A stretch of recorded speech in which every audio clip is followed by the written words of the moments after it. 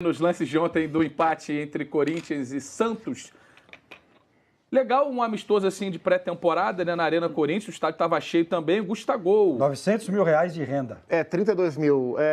Essa tabelinha que a gente viu aí no lance, né, do gol do Corinthians, o cruzamento do André Luiz e a cabeçada do Gustavo, foi o que o Corinthians teve de melhor. Tanto é que essa jogada se repetiu depois e o Vanderlei fez um milagre.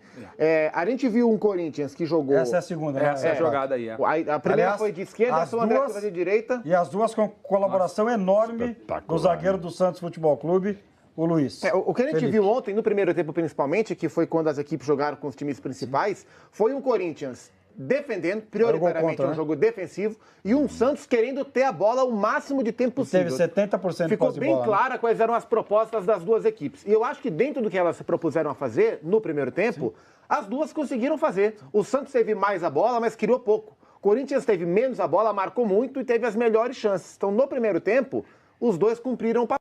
No tempo, aí o jogo não existiu. Mas já serve como um parâmetro para o que os times devem fazer na temporada? O Santos gostar da bola, claro que a gente vai falar de ajuste mais para frente, mas... Assim, não dá para cobrar nem Santos, nem Corinthians, nem Flamengo, nem São Paulo, nem todo mundo, até uma quinta rodada dos estaduais. Sim. Gente, eles têm 10 dias de volta das férias, né? Embora as equipes tenham compromissos decisivos antes dessa quinta rodada. Que é pior ainda, o que é o risco. Principalmente no caso do Galo e do São Paulo, né?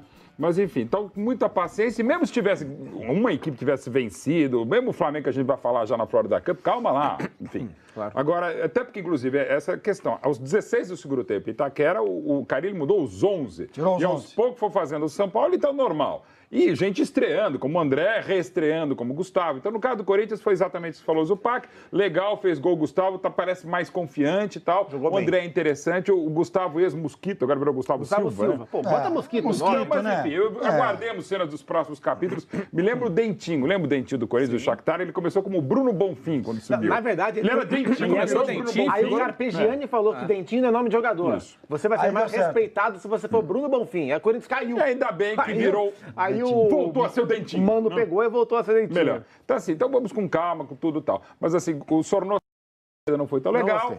Gostei da compactação, impressionante como o Carille em pouquíssimo tempo já marcou melhor. O Ramiro encaixou bem ali. E Ramiro vai encaixar muito bem. E em relação ao Santos, tem que ter muita paciência. O Bruno Henrique mal tecnicamente. Tem que ir embora. Eu não sei se é pela questão da cabeça, mas a gente pode falar. Mas rapidinho assim, eu gostei de algumas ideias já também colocadas pelo São Paulo. A saída lavoupiana com o Alisson volante recuando, abrindo os zagueiros, espetando os laterais, enfim. Algumas ideias boas, mas claramente o Santos vai ter muita dificuldade técnica nessa temporada. Mas em 10 dias, a qualidade de bola melhor. E não dá pra você ter o Alisson para mais time do Santos. E no Corinthians... E nem os zagueiros, né? No Corinthians, em 45 minutos, eu vi o Corinthians de 2 anos atrás. Então vamos... Igualzinho.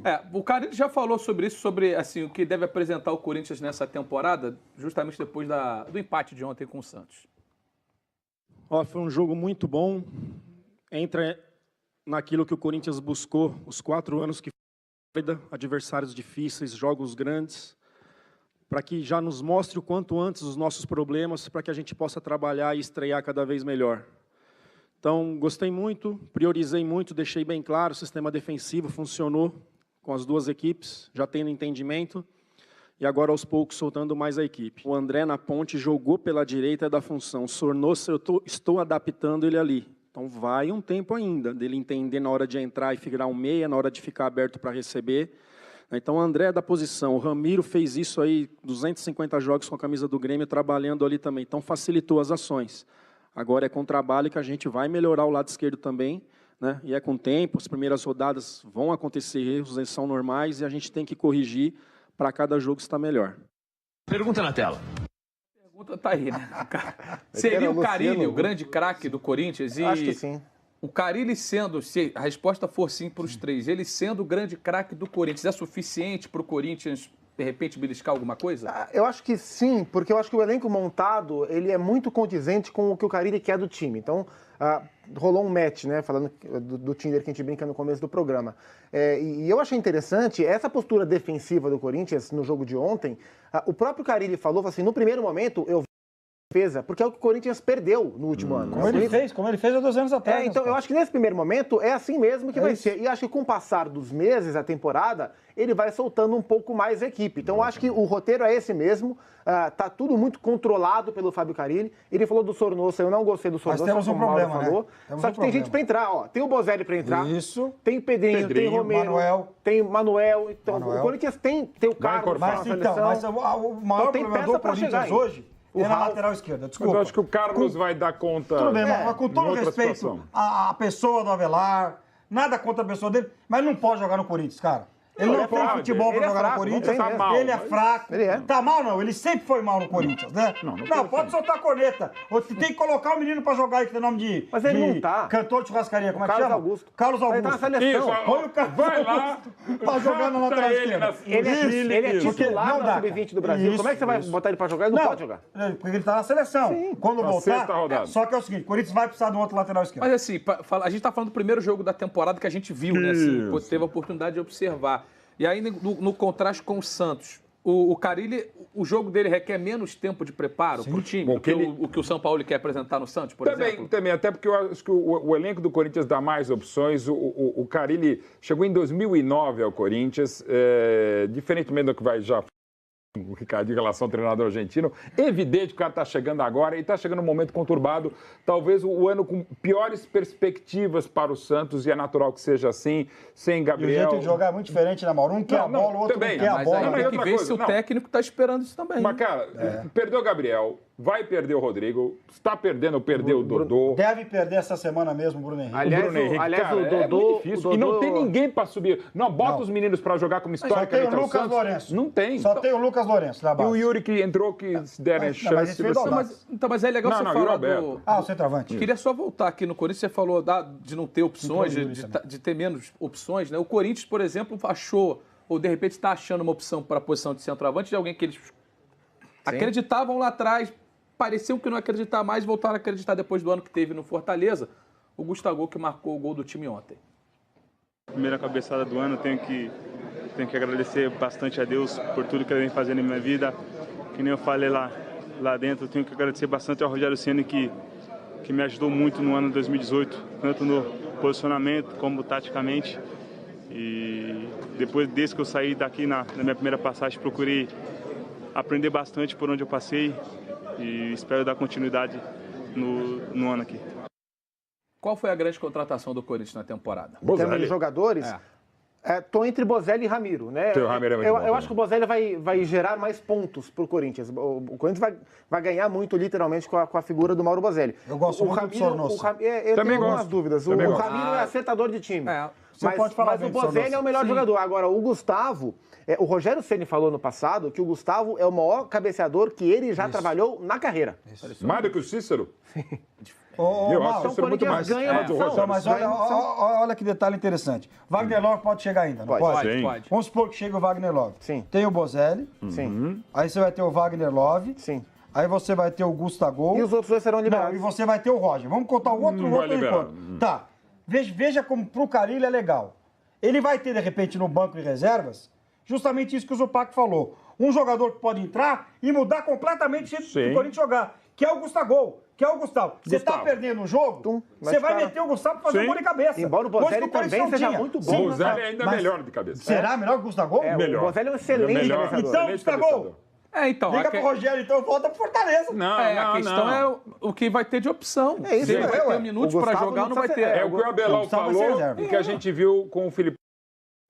Cada vez mais os jogadores vão começar a entender que precisa de elenco. E tudo bem, mas assim, só jogar todo mundo toda hora. Wagner Love não chegou. Não. Bozelli tá lá. Gustavo tá lá e o Roger tá lá. Então, a gente tem condição de jogar. Então tá bom. O Corinthians consegue alguma coisa com o Roger no mercado para trazer? O Goiás em que posição que ele pode tentar se reforçar com um nome como o Roger? Porque dinheiro a gente sabe que hoje em dia quase nenhum time tem. Se chegar o Love, não precisa, né? Não, aí você tem que liberar.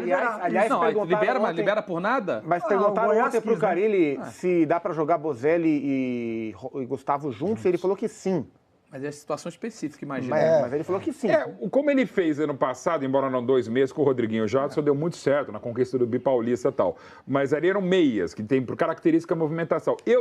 A gente falou, acho que semana passada sobre isso. Centroavante e centroavante juntos, só se forem gênios como Romário e Ronaldo, o Rorô de 97 até 98. Ou no Dá sufoco, pra né, jogar num desespero sufoco, né? que, evidentemente, você não quer esse sufoco. Sim. Mas, eventualmente, eu acho que dá. Mas, por exemplo, Bozelli e Wagner Love, se voltar ao Corinthians, aí sim, até pela qualidade técnica, embora ambos já com 33, Bozelli 34, Love, tem menos movimentação, mas pela característica e até pela compleição, dá para você fazer Mas é porque eu fico imaginando, aí você bota o Jadson, que já não é um cara rápido, aí de repente você vai ter... mais espaço para o Sornossa. Aí tem que tirar o Sornossa, porque também não é um cara de velocidade. O Romero, o Pedrinho para entrar, né? O Sornossa não tem o Pedrinho para entrar. Tem lembrado. O próprio Romero. Romero, exatamente. Aí você tem que explorar os caras das pontas. Não. Eu também acho. O Fábio Carilli Vamos falar de jogador de futebol, Mas só uma coisa, em relação aos novos, aqui. claro que ainda é muito cedo, mas o André foi bem, o André Luiz. Muito bem. E o Gustavo Silva, ex-Mosquito, parece que vamos aguardar se vai ser Mosquito ou não, também entrou por poucos minutos, né? Entrou também mostrando as qualidades que já vinha mostrar no coxa. Eu queria perguntar para o Luizinho, não sei por que para ele, mas eu acho que tem alguma relação.